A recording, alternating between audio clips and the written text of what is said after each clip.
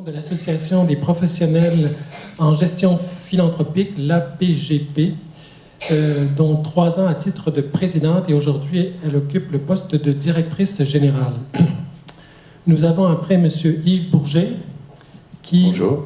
Bonjour, qui est président directeur général de la Fondation de l'Université Laval depuis janvier 2011. La Fondation de l'Université Laval, il y contribue par l'implantation d'une nouvelle culture philanthropique basée sur l'augmentation du sentiment d'appartenance des diplômés envers leur alma mater. Grand philanthrope, M. Bourget appuie aussi la philanthropie depuis près de 40 ans. Il a créé en 2004 le Fonds perpétuel Yvan Bourget et en 2012, il a été désigné mentor de l'année par Entrepreneuriat Laval. Enfin, M.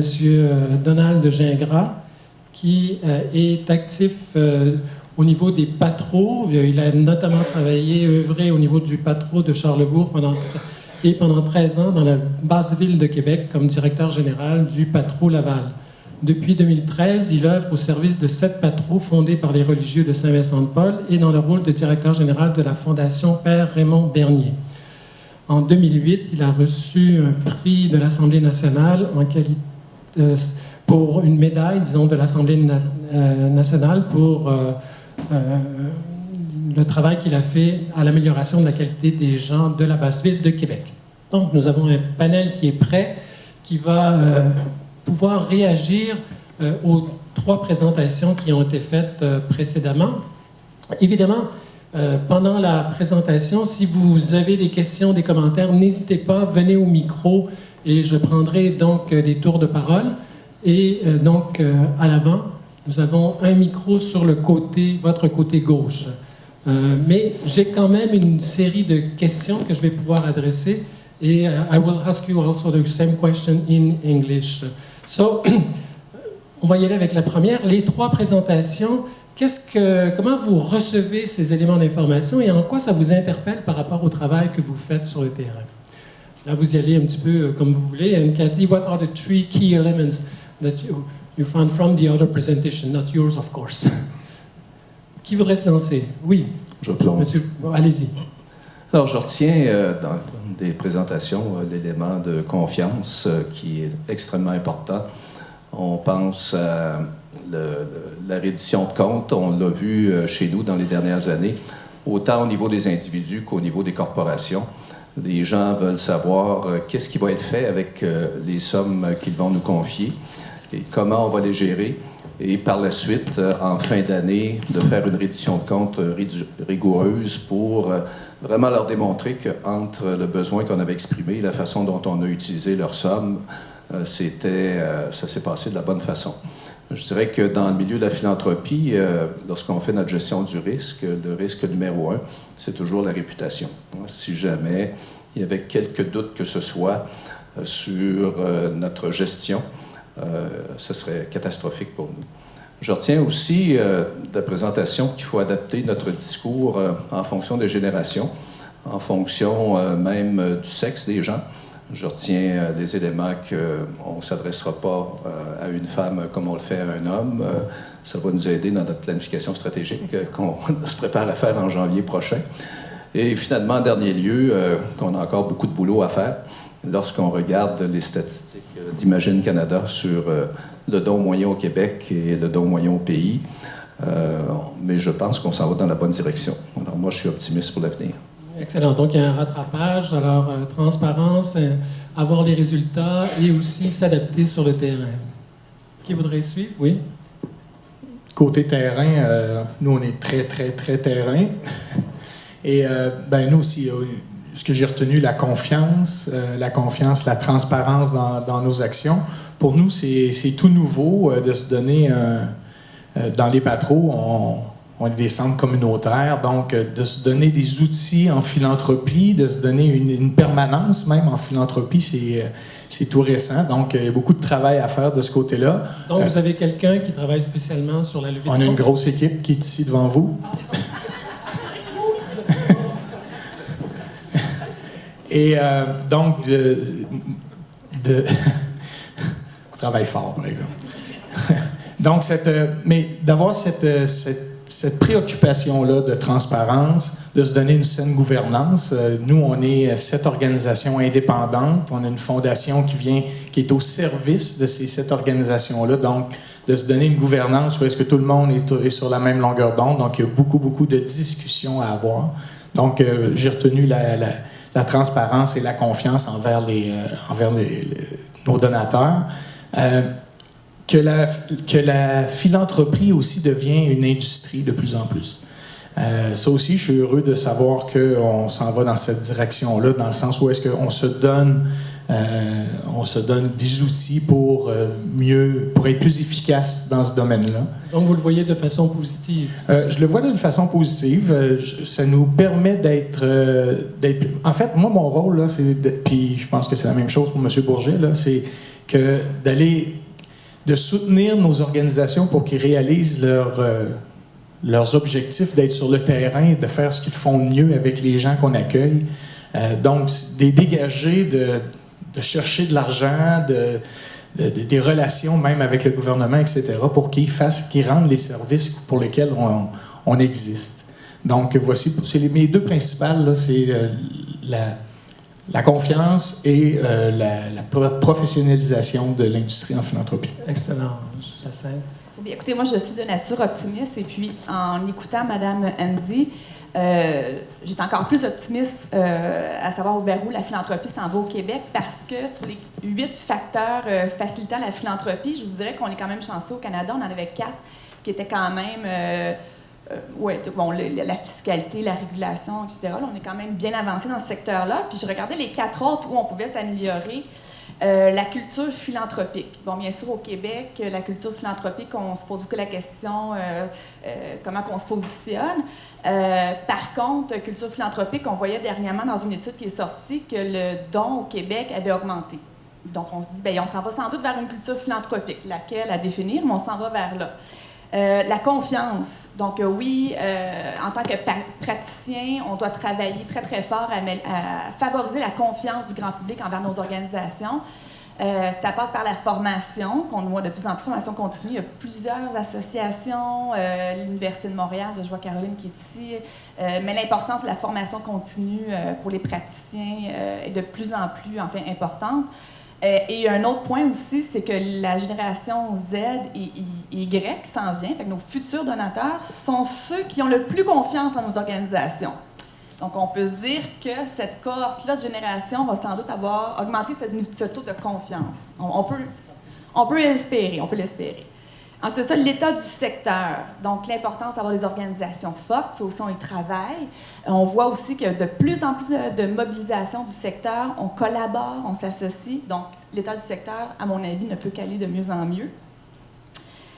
Et le dernier point que j'avais noté, le dernier facteur facilitant, c'était le changement démographique. Alors là, on en parlait aussi avec la dame du Centre d'action bénévole ou Bénévole Canada qui se posait des questions sur les baby boomers, là, ce qu'on pensait que c'était versus ce qu'ils sont réellement. On ne le sait pas, on le devine d'année en année, mais on ne contrôle pas le changement démographique, mais c'est quand même un point où on peut avoir un impact en se souciant de connaître les générations. Cathy? Hopefully I won't repeat too much of what's already been said because I only caught about half of it. I would focus on, first of all, the trust issue that was raised by both the first speakers. Trust in charities in Canada is quite high. More than 80% of Canadians say they trust charities, some or a lot, and the numbers are about as good in Quebec as in Canada as a whole. And that is actually a change over in the last 15 years. In the year 2000, the first time a broad survey was done on this, Quebecers were less trusting than Canadians. But in the most recent survey we did, they were just about the same. There was very little difference, partly because other Canadians became less trusting, but Quebecers became more trusting. So trust is good. But I would also say that it's weak trust. We see lots of evidence in various work that we do that Canadians, they do trust charities, but they don't know a whole lot about them. then they will say that. I don't know very much about charities. It's mainly a question of knowing, or it goes further than that? They will just say that they're not that familiar with them, and they would like to know more about them. And they're not sure where to go for information about charities. They don't really know who regulates them, to speak to the point about regulation. There is a lot of regulation of charities in Canada, but the public doesn't know it at all. Very, very few Canadians can cite the Canada Revenue Agency as the organization that regulates charities. They also think there are too many charities. We ask for money too often. They don't know what we do with the money. And they think our overhead is too high, our fundraising costs are too high, and we pay our staff too much. So these are challenging attitudes underlying that overall trust. And then that would lead me to the second point that I think is very important, which was raised primarily by Susan Phillips, and that is the issue of transparency and impact. I think it's very, very important for Canadian charities, and I'm sure charities in Quebec as well, to be as transparent as possible about what they're doing, how they're doing it, and that's one of the things that the standards program, Le Programme des Normes, that we run at Imagine Canada, tries to encourage a higher level of transparency with charities. And then the other thing is the impact. I agree that it's very important for us to be attempting to measure at least our impact and to be telling that impact story, whether you're an operating charity or a foundation. Si l'on parle donc de communiquer, de faire mieux comprendre la réalité qu'il y a dans le domaine de la philanthropie, automatiquement, ça soulève la question de la place de la recherche, de l'information. Alors, comment vous voyez le développement de la recherche ou l'importance de la recherche sur le terrain dans vos organisations? Est-ce que c'est un facteur de plus? Est-ce que c'est difficile de travailler avec les chercheurs? Est-ce que vous êtes capable de générer vous-même les bonnes connaissances qui sont requises pour bien faire connaître le travail qui est fait? Ben moi, j'ai beaucoup aimé de pouvoir avoir accès à ces données-là. Pour une jeune organisation philanthropique, on est une vieille organisation sur le terrain, mais au niveau philanthropique, c'est tout nouveau. Donc, avoir accès à de l'information comme celle-là, ça nous permet à l'organisation de mieux orienter nos actions. Tantôt, Jacinthe parlait de formation continue. Moi, je le vois vraiment comme de la formation pour nous. Moi, de mâcher tout ça et de redonner à mes collègues qui sont à la direction des patrouilles. Donc, c'est sûr que et on n'a pas nécessairement les moyens, nous, de faire notre propre recherche comme ça. Donc, d'avoir accès à ces informations-là, pour moi, est important et nous permet d'avancer. Nous, on est en plein, on n'est même pas dans un plan stratégique, on est dans un plan de développement. On est en train de préparer notre prochaine planification stratégique. Donc, d'avoir des données comme celle-là est importante pour nous. Mais est-ce que vous êtes en lien avec des chercheurs? Est-ce qu'il y a de la collaboration qui se fait? Je parlais avec un de mes collègues tout à l'heure et c'est une des choses dans la planification stratégique qu'on veut mettre en place absolument parce qu'on fonctionne beaucoup par intuition. Les religieux de Saint-Vincent-de-Paul étaient comme ça il y a 150 ans. On a fait de l'innovation sociale pendant 150 ans, ça, on est toujours là, donc on a toujours été moderne pendant 150 ans, mais en même temps, je crois qu'on est rendu à une étape où est-ce qu'il faut qu'on vienne monitorer ce qu'on fait. Excellent. Et pour l'Université Laval, alors? On est un lieu de recherche, alors je vous dirais qu'on serait mal placé si on n'était pas totalement dedans, parce que ce qui est important, on est très centré sur les besoins, mais il faut être avant tout centré sur les donateurs, leur vision, puis faire le pont entre les deux. Alors, il est très important, nous, actuellement, ce qui me préoccupe, nos résultats vont bien, mais c'est la source des dons. Je vous dirais qu'environ 90% de nos dons proviennent de corporations, alors que 10% proviennent d'individus, dont 5% proviennent de nos diplômés. Et notre objectif principal est de développer dans les années à venir une culture philanthropique chez nos diplômés. Rapidement, on en a 275 000 vivants. Là-dessus, il y en a 10 000 qui donnent. Alors, 10 000, c'est beaucoup. Puis en même temps, 265 000, c'est un défi important. Et je suis allé voir dans des universités anglophones, et McGill, entre autres, et il nous disait avant de développer le fundraising, il faut que tu développes le friendraising. Donc, le friendraising, ça, c'était un déclencheur chez nous, je vous dirais, de s'apercevoir que la relation, il faut la débuter dès le moment où les jeunes sont sur le campus et de l'entretenir jusqu'au décès de la personne, j'oserais dire. Donc, et on a eu des manquements, je vous dirais, dans les dernières années où on focusait sur graduer les étudiants et passer à la prochaine cohorte, alors que là, on est dans un changement majeur de apprendre à mieux connaître les étudiants, apprendre à connaître leur motivation, comme vous mentionniez tout à l'heure, au niveau des générations. Les motivations ne sont pas toutes les mêmes. Et est-ce qu'il y a la même exigence de comprendre, savoir à quoi va servir les dons auprès des personnes que vous rencontrez, auprès de qui vous sollicitez des dons? Ah, absolument. On n'a qu'à penser, je discutais avec madame tout à l'heure de class giving. Donc, les gens, plus c'est micro, plus ça les touche. Donc, on ne parle pas avec les individus de philanthropie au niveau université, ni même au niveau de la faculté, plus au niveau du département. Donc, les jeunes ou les gens veulent redonner idéalement dans ce vers quoi ils pensent qu'ils peuvent faire une différence, et ça, souvent, dans quoi ils ont étudié. Donc, ça va nous prendre des communications très spécifiques. Mais à partir du moment où on sait quoi faire, après, il reste qu'à le mettre en place. Au niveau de l'association? Bien, en fait, c'est sûr que pour la PGP, la recherche c'est fondamentalement très important et on souhaite que ça prenne aussi une place différente. Si ce n'est que d'avoir sur notre CA, en ce moment, on a un professeur des HEC qui est sur notre CA.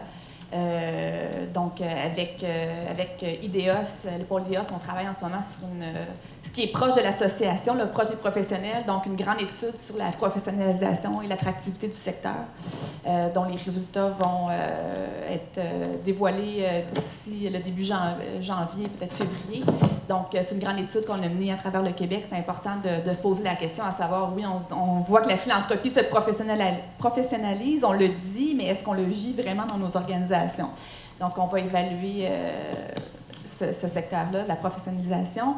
Mais aussi, on collabore à la PGP, à des groupements où on se pose beaucoup de questions. Puis, entre autres, on a beaucoup de statistiques quantitatives sur le don moyen du Québécois, etc. Puis, même en écoutant Madame tout à l'heure, je me disais, au Québec, on n'a pas... on n'a pas une culture religieuse. En fait, elle est de plus en plus effacée. Les plus gros dons vont au secteur religieux, c'est ce que j'ai appris aussi en lisant Mme Andy dans sa recherche. Et je me disais, bien, si on enlève... Est-ce qu'on a évalué le don moyen du Québécois une fois qu'on enlève tous les dons religieux? Est-ce que... Je parle peut-être vite, mais est-ce que... Est-ce que le Québécois est si peu généreux si on enlève les gros dons religieux, si on enlève aussi les gros dons aux universités? Est-ce qu'on s'est posé la question là-dessus aussi d'y aller plus en détail pour évaluer le don? Je ne sais pas s'il faut traduire. Oui, mais on verra, on lui posera la question dans quelques instants. Est-ce que vous avez terminé? Ou? Oui. Ah, OK. So, Cathy, of course, Imagine Canada is a very important national organization, and research is a key element in the organization. So maybe you can talk about the importance of the research, and maybe there's a sub-question, de Jacinthe. In the average of the donation in Quebec, if we take out, if we separate the religious component, will that make a big difference in the average donation, the amount? Yes. Yes. Yes, to answer that question first, yes, it would quite a bit. It would go down a lot because the people giving to religious organizations give more on average than those giving to others. So, yes, it would. Are we more generous than you think? I don't know. Are you more generous than you think? I think we're all maybe more generous than we think in some ways. Certainly if you compare Canada to the United States, the amounts given in the United States are enormous compared to Canada. But I knew you were going to ask that. I don't know, but I know it's much higher. But I also know that a very high percentage of it, higher than in Canada, goes to religious organizations. So if you take them out, then the difference isn't as large. So that could be true when you compare Quebec to the rest of Canada as well. Yeah. in terms of Imagine Canada and data, I mean, our role is really the provision of data and research. I mean, not alone, obviously, but in bringing that to the people in the charitable sector and individuals in the charitable sector. And the other thing that we're working on is, that might be worth mentioning, is trying to build the capacity of charities and nonprofits and individuals in those organizations to use data, because that's a large problem in a lot of charities, not just around philanthropy, but around other aspects of their work. There's the ability to use the data, take it in, understand it, manipulate it is quite low in charities on the whole. So we've been doing some work around trying to improve and build the capacity of charities to use data.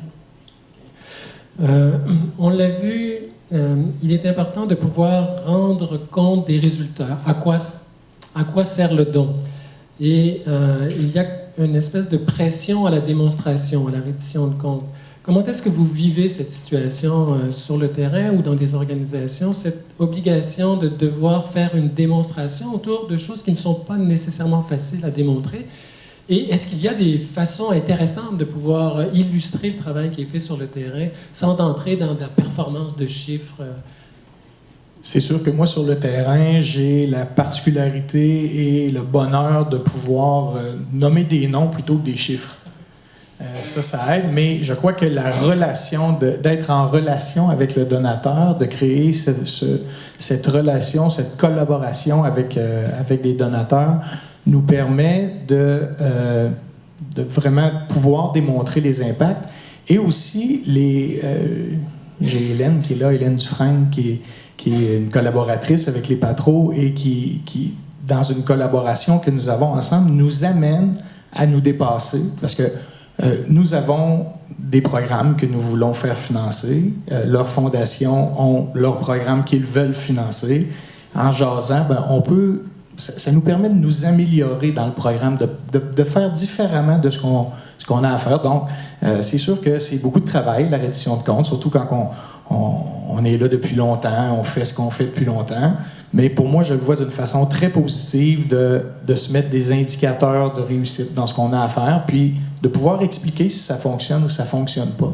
Mais de saisir les opportunités qui se présentent, puis d'être le plus transparent possible avec nos collaborateurs. Au niveau de l'université?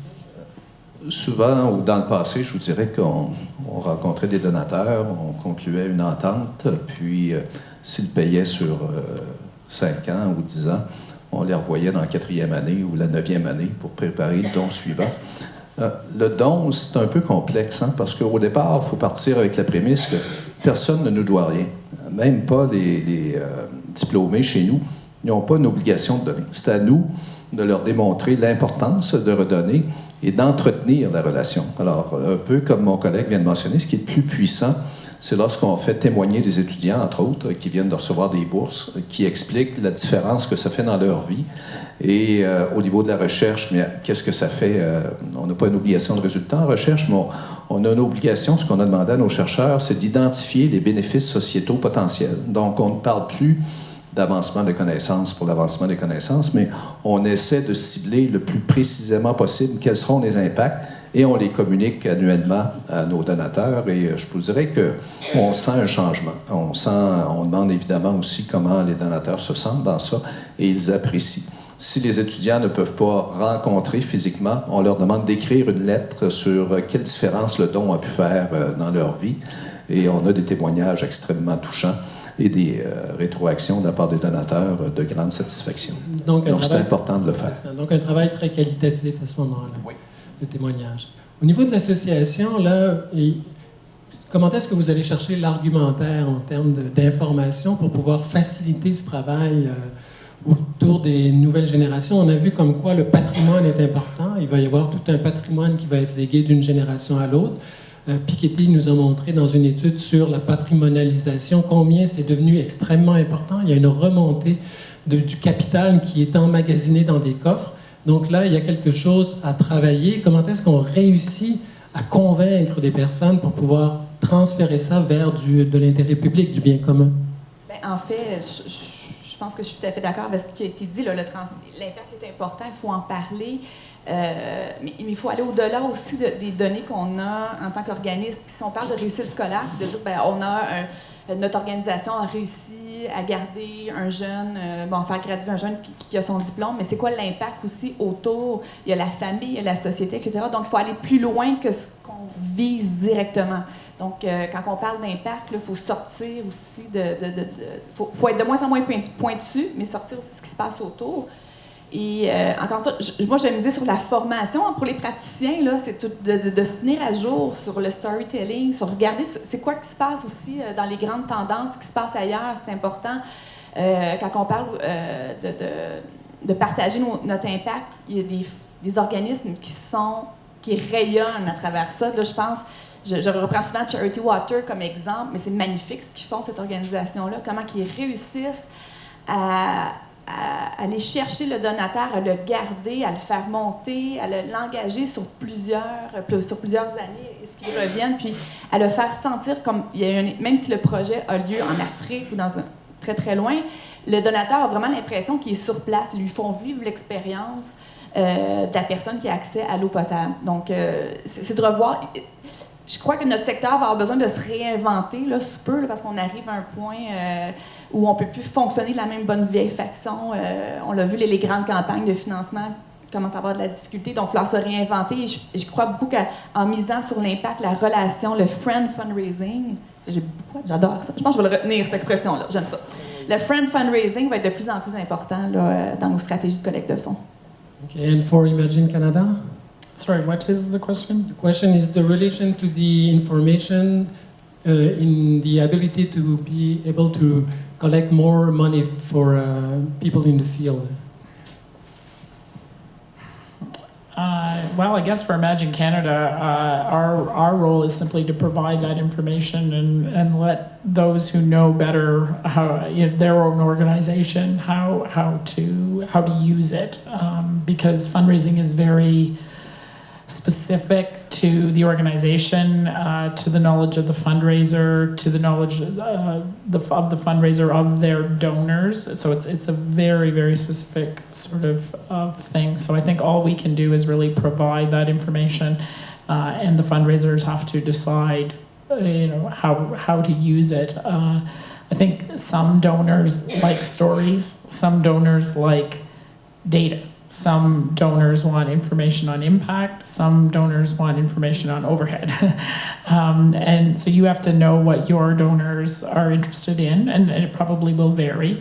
One thing we have learned from some recent information and recent data is that donors making large donations tend to be more interested in the data and the results and things like information about governance and transparency and are you even accredited, whereas donors giving small amounts are less interested in those sorts of things. On l'a vu à travers la présentation des données au niveau international, donc on est aussi dans une situation où il se passe beaucoup de choses à l'étranger. Comment est-ce que vous établissez cette relation avec l'international? Est-ce que, d'une part, vous sentez ou vous êtes en contact avec des informations qui viennent de l'international? Est-ce que ça a un impact sur le travail que vous faites? En d'autres mots, est-ce que vous respirez un petit peu à l'intérieur de ce qui se passe à travers le monde dans votre propre secteur? Au niveau du patron, c'est peut-être un petit peu plus difficile. Non, je respire pas. Non, honnêtement, ça m'a permis de voir des choses et de se positionner par rapport à ça, mais c'est pas des données nécessairement que nous avons, que nous utilisons actuellement. Nous, on est en lien, on fait partie de CASE. Notre personnel va suivre des séminaires ou des formations où on écoute des webinaires, où on prend des parties d'informations particulières. À l'occasion, il y a des universités européennes qui viennent voir comment on opère. On a eu l'Université de Louvain en Belgique qui est venue il y a 15 jours, des universités françaises aussi.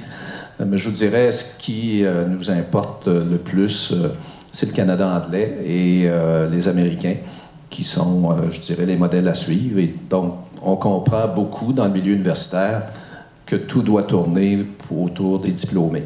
C'est un virage qu'on doit prendre absolument. Et c'est un virage dans lequel nous sommes actuellement et pour lequel on s'inspire des meilleures pratiques. Et comment on gère toute cette question de la performance au niveau un peu du financement, de l'autofinancement? Les grands donateurs, qu'ils soient individus ou corporatifs, il faut avoir les moyens de nos idées. Et j'imagine, dans des très petites fondations, ça doit être extrêmement stressant de dire comment je vais faire pour me positionner par rapport aux gros. Je me dis, bon, on a vu le secteur de la santé tout à l'heure. Le secteur social aussi, on voit Centraide, comment les gens sont généreux. Opération Enfant Soleil, comment les gens sont généreux. Est-ce qu'il y aurait moyen de s'entraider encore plus plutôt que de voir une compétition? Nous, on a des alliances stratégiques avec toutes les fondations du secteur de la santé parce que, effectivement, on ne veut pas se compétitionner, on veut travailler ensemble, entre autres pour les fonds de recherche. Donc, je pense que la voie de l'avenir, c'est les alliances ou l'entraide entre nous. Parfait. Donc, au niveau de l'association, ce lien avec l'international, je reviendrai. Bien, en fait, avec l'international de notre côté, c'est sûr qu'on regarde ce qui se fait à l'international. On a une entente de partenariat aussi avec l'Association française des fundraisers. Donc, on aide la relève finalement. Là, on invite des jeunes Français à venir, par exemple, à notre congrès. Puis, on favorise aussi les jeunes Québécois à se rendre en France pour aller voir ce qui se passe là-bas. Sinon, en tant qu'association, aussi notre rôle, ça va être de regarder ce qui se passe, puis d'essayer le plus possible de transmettre cette information-là à nos membres pour éviter qu'eux-mêmes aient à faire une veille. Puis je voulais rajouter sur ce que vous avez dit. Ce que j'étudie, là, je regarde de loin un peu, mais je prévois que ça va s'en venir davantage, cette tendance-là, c'est que il y a une multiplication d'organisations, autant au Québec qu'à travers le Canada, puis bon, et partout.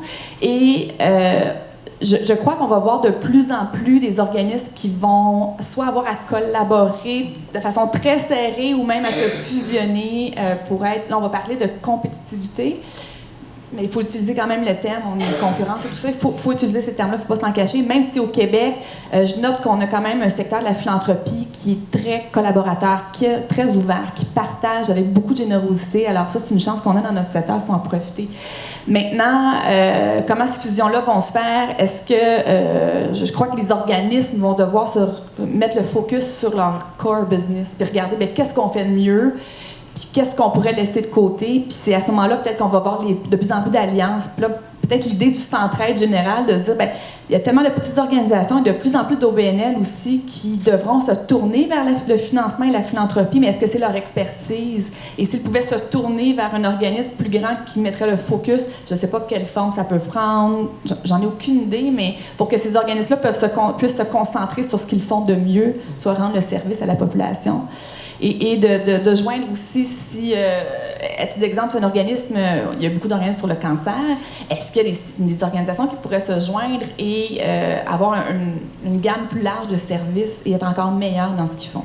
À revoir. Oui. Donc, un appel à la collaboration et peut-être à une certaine rationalisation, bien que, en travaillant beaucoup avec le secteur communautaire, ce sont deux mots qui font extrêmement peur dans les milieux. Mais bon, on pourrait y revenir. Cathy, the international trends that influence Imagine Canada, for example. Well, I think we pay a lot of attention to what's going on in the United States and also in England primarily, and maybe Australia. They have similar systems to us, and therefore we tend to pay attention to the trends. Some that are concerning in England in the last couple of years, there's been a tremendous backlash against charities. There was an incident a couple of years ago where initially it was thought that an older woman had committed suicide because too many people were asking her for donations. The fundraisers. It was initially blamed on fundraisers. It later came out that that probably wasn't what happened, but it was a bit too late. At that point, it had become a major story in the UK, especially the tabloid media. And there was a tremendous backlash against charities. Trust levels declined. There's been a lot of intervention from the government to try and bring in more regulations of charities. So, I mean, I think we look at that and we see something like that could happen here. We have to be very careful with the way we do our fundraising. that we don't alienate the public we're trying to raise money from. That's one thing that we pay attention to. Also, things like the greater professionalization of fundraising in the U.S. in particular is probably something that's is gradually happening in Canada and will start happening more. Susan was mentioning the role of advisors, professional advisors in fundraising and in philanthropy. I think we're going to see more of that. It's increased a lot in the last 10 years even, and I think we're going to see more of it. But there is a big gap, as Susan was saying, between what advisors say they are doing and what the donors say is happening in terms of that conversation. And also financial advisors a lot of them are based in banks, and the banks are moving into this a lot. They're moving into what in English is called donor advised funds. I don't know what the term is in French, but the banks are moving into this really big, and they're setting up all these donor advised funds. But we have to remember that the interests of the banks is not necessarily the interests of individuals or the sector. Because their main interest is getting this money into the donor advised funds. Our main interest is in getting that money to be used for good. And there could be a gap there. And we're seeing that already in Canada, and it's further advanced in the United States. So I think we need to pay attention to that one. Ok, tu voulais réagir. En fait, je voulais réagir à ce que M. Bourget disait, ou est-ce que pour moi, qui est une beaucoup plus petite fondation, je ne me vois pas du tout en compétition avec la fondation de l'Université Laval, mais beaucoup inspiré de la fondation de l'Université Laval. On a des anciennes, nous aussi, on veut développer le sentiment d'appartenance, donc on a des grands donateurs, mais on a aussi beaucoup de donateurs individuels, ce qui fait que ça nous donne à notre niveau une robustesse à notre organisation on est bien content. Et nous, on s'inscrit absolument dans ce que Jacinthe dit et ce que M. Bourget disait de se fédérer ensemble, les 7 patros, justement, étant donné qu'on est 7 organisations similaires. Donc, on commence par nous, de mettre des services en commun et que la Fondation devienne un centre de services pour eux, justement, parce que je crois à ça aussi, qu'il va falloir que les gens dans le communautaire, on se parle encore davantage et qu'on mette nos égos corporatifs de côté. Oui, c'était un peu le sens d'une sous-question que j'avais pour vous deux. Tu dis que c'est possible de se fédérer, donc de mettre des services en commun. Est-ce que tu es dans le secteur communautaire depuis des années? Est-ce que c'est si facile et évident d'aller dans cette direction de la mise en commun, du travail collaboratif, alors que la proximité est extrêmement importante? Absolument. Non, c'est pas facile. C'est pour ça que je dis que nous, actuellement, les 7 patros, on le fait parce qu'on est de la même famille et on se ressemble, mais à l'intérieur même des mêmes patros, des patros, il faut qu'on se parle beaucoup, savoir c'est quoi les services qu'on va mettre en commun, comment on va le faire. On est plus dans cette optique-là actuellement.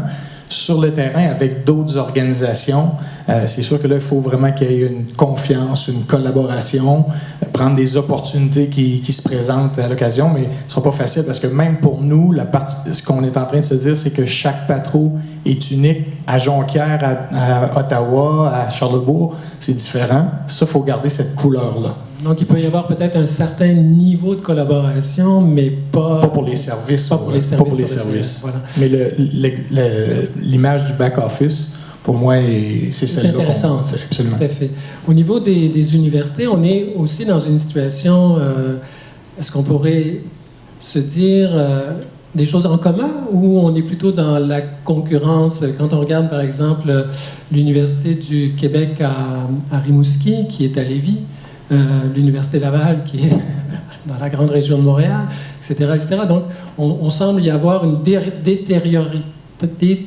On s'enlève du territoire d'origine, merci, pour aller vers d'autres lieux.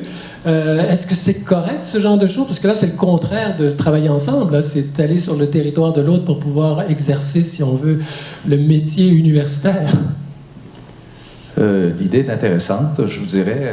Je la vois en étapes. La première étape a été ici, dans la grande campagne dans laquelle nous sommes actuellement, de mobiliser le campus, de faire que ce ne soit pas la grande campagne de la Fondation, mais que ce soit la grande campagne de l'institution.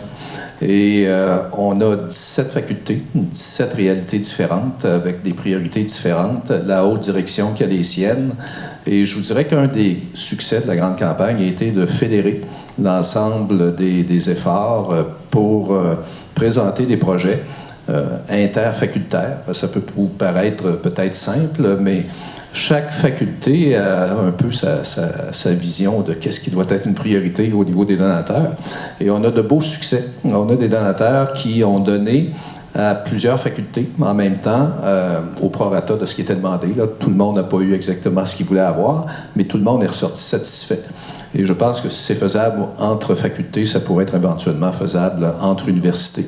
On a l'exemple à Montréal où on a l'Université de Montréal, l'UDM, qui, Polytechnique, a un statut universitaire, puis HEC a un statut universitaire.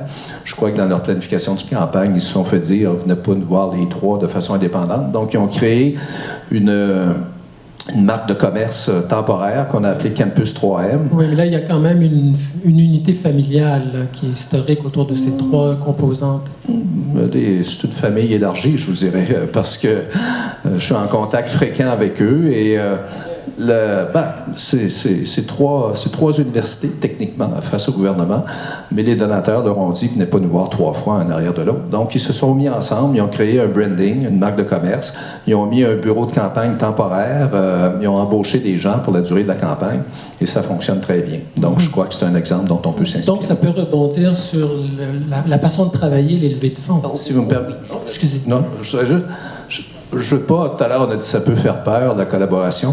Je pense qu'ici, dans la salle, on a des gens passionnés. Je pense qu'ici, on a des gens, je ne vous connais pas tous, là, mais je suis certain que vous ne comptez pas vos heures parce que la cause pour laquelle vous travaillez toutes et tous vous passionne. Maintenant, on ne peut pas être bon en tout. Je suis sûr que vous êtes d'excellents expertes et experts dans ce que vous faites, mais de devenir expert en administration, en reddition de comptes, en gestion de placement, en développement d'affaires, en fabrication de brochures on ne peut pas tout faire, à moins d'avoir une masse critique de gens. Donc, pourquoi pas se concentrer sur ce qui nous passionne, ce dans quoi on est bon, et le reste, voir comment on peut le mettre en commun. Ça ne veut pas dire d'y perdre notre identité, ça veut juste dire de renforcer, je crois, ce dans quoi vous êtes bon, ce dans quoi vous êtes passionné, et le reste, essayer de trouver un moyen commun pour le mettre en commun et en sortir de là plus fort, je pense. Tout à fait. Oui. Oui, mais en fait, à plus petite échelle aussi, on a des exemples qu'on peut voir. À grande échelle, on va entendre parler là, de plus en plus la fusion de la Société canadienne du cancer, la Fondation canadienne du sein aussi, qui fusionne. On va en entendre parler de plus en plus. Au Québec, à moyenne échelle aussi, Fondation des maladies mentales qui fusionne avec Fondation Ressources Jeunesse, qui avait tous les deux, en fait, les jeunes comme cause, si vous voulez, la santé mentale des jeunes, et qui ont fusionné. Donc, les CA ont fusionné aussi. Mais ils ont quand même gardé chacun leur entité pour certaines activités. Donc là, ça reste à voir. Ça fait seulement 1 an, je crois, là, que c'est fusionné, 1 an, 1 an et demi. Il y a aussi d'autres types de collaborations. Mon collègue de chez Procure qui me disait que son service de graphisme, il essaie de le partager avec la Fondation québécoise du cancer du sein. Donc, comme on dit, là, des services, on n'est pas expert en brochures non plus. Quand il faut faire du friend fundraising puis des brochures, des fois, c'est pas compatible. Donc, pourquoi voir quelqu'un qui a peut-être son service graphiste à l'interne qui peut partager avec nous et nous, on peut partager notre service de ressources humaines, par exemple. Là. Donc, une idée que j'ai retenue tout à l'heure dans la présentation aussi, on demande beaucoup d'argent, mais si on demandait de l'expertise, si on allait vers, par exemple, on a de grandes agences de publicité ici à Québec, de demander des dons en service, de demander des dons, des prêts de personnes pour intégrer de l'expertise instantanément de haut niveau, je suis sûr que ça pourrait... Il y a sûrement des pistes de solutions. Oui, sûrement, avec aussi du travail en médiation, parce qu'on est dans des cultures différentes. Il faut qu'il y ait aussi appropriation des deux cultures, en fin de compte, qui vont se rencontrer.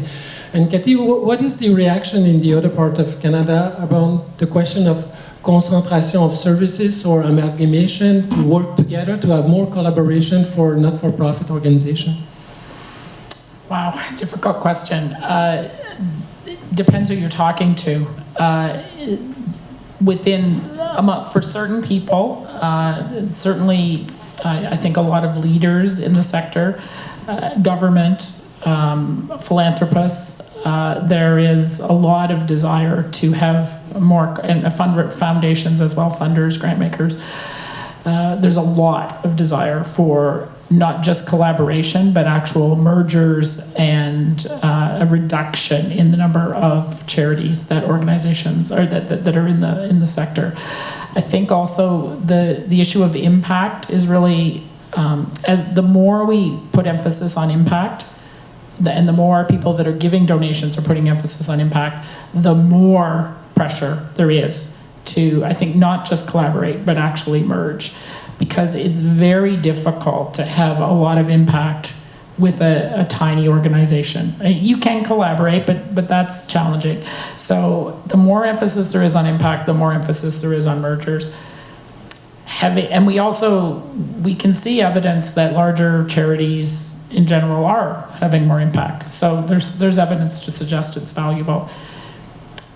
However, it's a very, very political, difficult topic. Many people who work in charities feel very strongly about their individual identities and that what they do is separate and different and unique and valuable. And they don't want to collaborate. They certainly don't want to merge. They may collaborate, but they don't want to merge. They don't want to disappear. A charity is a very hard thing to kill. They don't die easily. They kind of just limp along and continue to exist and get smaller and smaller, but maybe have no impact at all. But they don't disappear. So it's a very difficult conversation, but I think one we do need to have, especially in an era of more scarcity, fewer government dollars. If we want to have impact, we're going to have to get to scale to solve some big problems. De quelle façon est-ce que les organisations sur le terrain pourraient être aidées dans ce travail de reconfiguration, de peut-être pas de concentration ou d'amalgame, mais de se doter de services communs, par exemple? Je pense au travail qui est fait sur Montréal avec les tables de concertation de quartier, qui sont une structure au moins qui permettent un espace de discussion. Et qu'est-ce qu'on pourrait avoir comme appui venant soit de fondations, soit de gouvernements pour faciliter? Parce que déjà, on est à bout de souffle. Hein? Une organisation, une personne, on fait tout. Là. Il y a pas, Alors, comment on peut faire pour pouvoir avoir le temps de se donner des services en commun?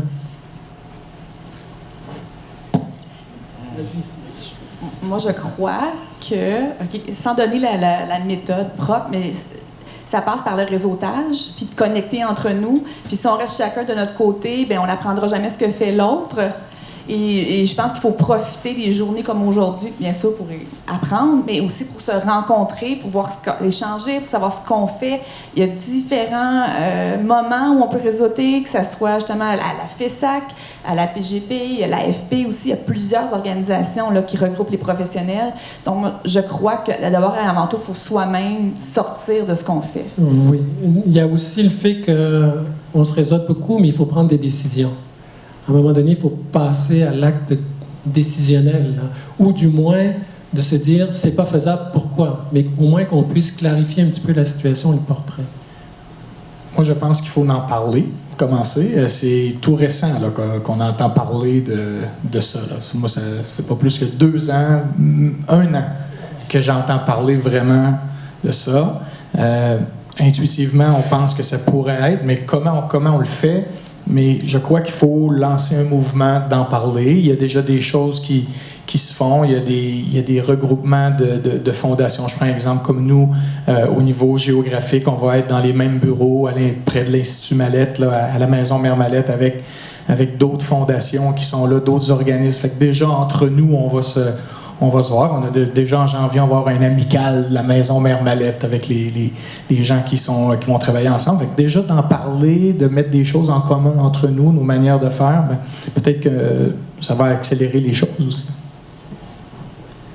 Je dirais merci à l'Institut, merci aux associations. C'est la formation. Hein? Je suis sûr que tout le monde ce matin va retenir un 10-15 qui va le toucher plus personnellement. Mais il ne faut pas que ça prenne le bord de la tablette parce qu'après ça, on va retomber dans notre 10-12 heures par jour qu'on fait pour nos causes. Mais en même temps, il faut le mettre dans un échéancier. Il faut se dire, est-ce que ce serait possible dans la prochaine année d'amorcer une réflexion qui permettrait de dire qu'est-ce qu'on a besoin de faire pour éventuellement demeurer en vie et prendre l'expansion, déterminer qu'est-ce qui est absolument notre core business, comme on mentionnait tout à l'heure, puis qu'est-ce qui sont des fonctions connexes qui n'ont pas de valeur ajoutée, et à partir de ce qu'on a identifié, voir quel plan d'action pourrait être mis en place pour éventuellement devenir plus souple et être en mesure de maintenir notre mise en marché, si je peux dire. C'est très administratif comme approche, mais en même temps, je pense que c'est la voie de l'avenir. Le mot souplesse, j'ai réagi, je dirais qu'il faut être souple, il faut être ouvert, il faut être aussi leader dans tout ça. Il ne faut pas attendre. Puis et justement, de 10-12 heures qu'on passe à ton organisation, et on reste fermé, puis c'est à ce moment-là qu'il faut s'ouvrir. C'est mon seul mot. Je pense qu'il faut être souple et ouvert. Souple et ouvert. Ça pourrait peut-être être les mots conclusifs pour notre panel, parce que je pense qu'on est dans les temps maintenant. Donc, merci beaucoup. Ça a été très, très agréable, cette conversation. Et même si on n'a pas eu de questions de la salle, on sentait vos questions qui nous ont un petit peu alimentés informellement durant les échanges. Alors, merci beaucoup aux 4 panélistes. Merci. Ça fait plaisir. Merci.